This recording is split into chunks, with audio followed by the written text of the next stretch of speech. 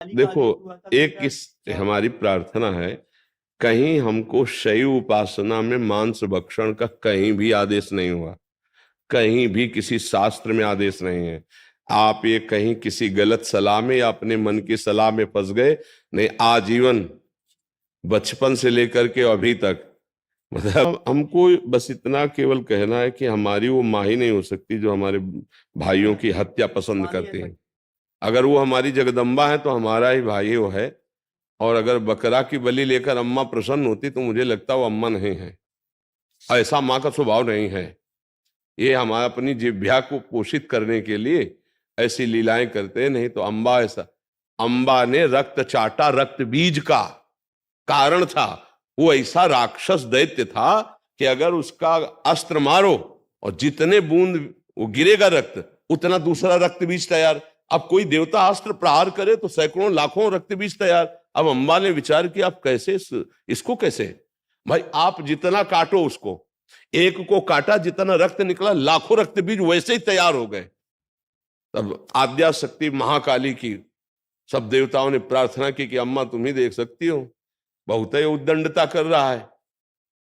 तो योजनों लंबी जिह्वा, योजनों विशाल खड्ग और खप्पर मारा, जिभ्या में लपेट करके पूरा चाट गए, एक और नहीं, सबको मार के।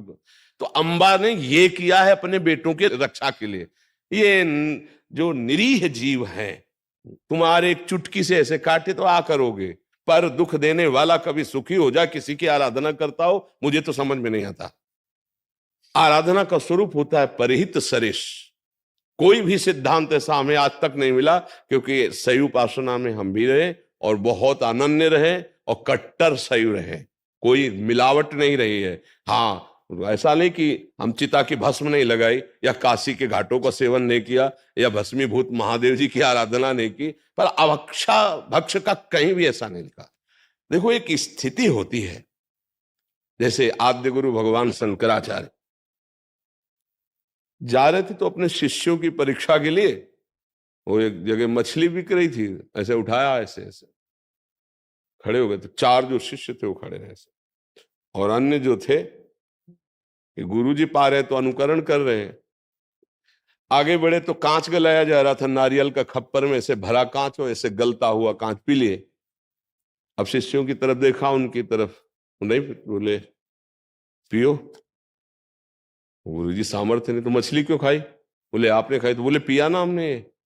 उनसे पूछा आपने क्यों नहीं खाया जब हम पा रहे थे? तो उन्होंने आपने आज्ञा नहीं करी।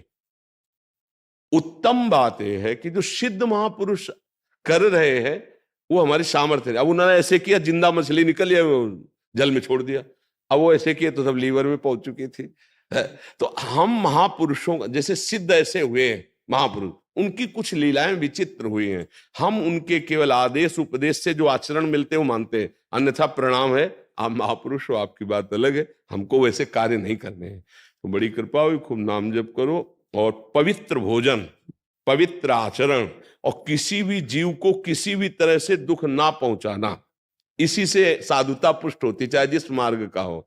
नहीं तो आप देखो, आप खुद निर्णय करें कि आपकी बुद्धि आपको धोखा देने लगी थी, मतलब हाँ, आगे चल करके जो स्थिति आती वो आप अपने को भले सिद्ध कहते, लेकिन एक पागल किसी और कोई स्थिति नहीं रहती।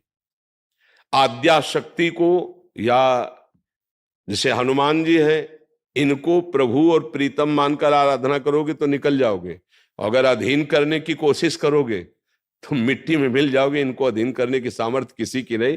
जब अम्बा अपने रूप में आ गई तो शिव जी चरणों में पड़े थे। दर्शन करते हो कभी? ऐसा दर्शन क्यों, मां विशाल और वो चरणों में पड़े हुए हैं। आद्या शक्ति है, कभी कोई जैसे ऐसे नहीं कि हम दैवी शक्ति को सिद्ध, वो बहुत, इसलिए नाम जप करे, बड़ी कृपा है कि आपको राम राम का मार्ग मिल गया। खूब नाम जप करो।